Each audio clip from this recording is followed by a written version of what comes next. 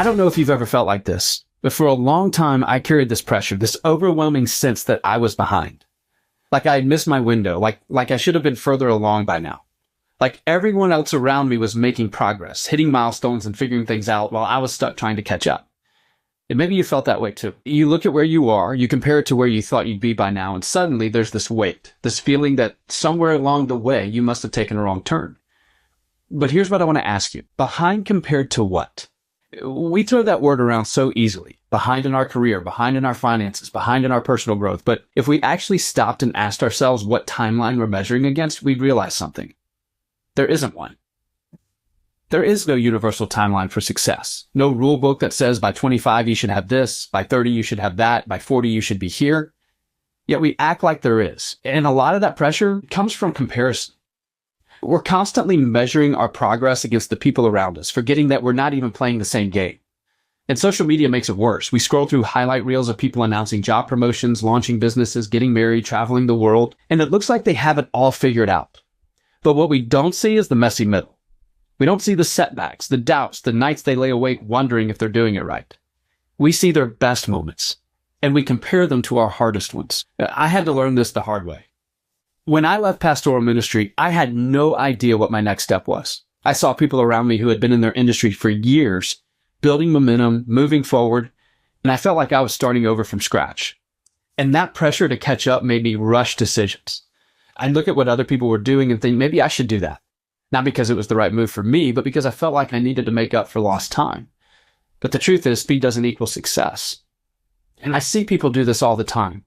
They take a job they don't love because they think they should be further in their career by now. They jump into relationships because they feel like everyone else is settling down. They start something new, not because it's the right fit, but because they're desperate to close the gap between where they are and where they think they should be. But the worst thing you can do isn't going slow. It's climbing the wrong ladder as fast as possible. Because when you're chasing someone else's timeline, you don't just lose time, you lose yourself. Think about it. Some people hit success early. Some people don't hit their stride until later in life. Jeff Bezos didn't start Amazon until he was 31. Vera Wang didn't design her first dress until she was 40, and Colonel Sanders didn't start KFC until his 60s. If they had believed they were too late, they never would have started. Your timeline is yours, and that means you're not behind, you're on the road at your pace.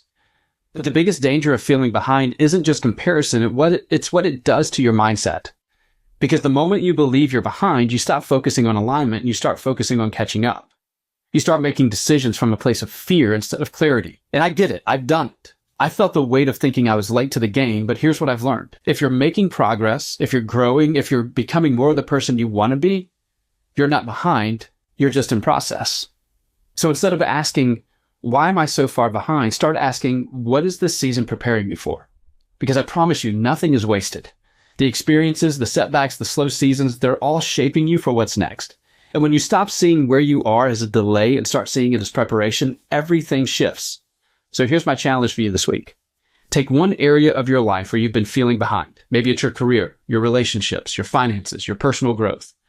And instead of letting comparison tell you that you should be further along, ask yourself, what is this season preparing me for?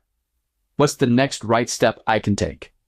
Because you're not behind, you're exactly where you need to be. And if this episode spoke to you, I'd love to hear about it. Send me a message or leave a comment below and let me know what stood out to you.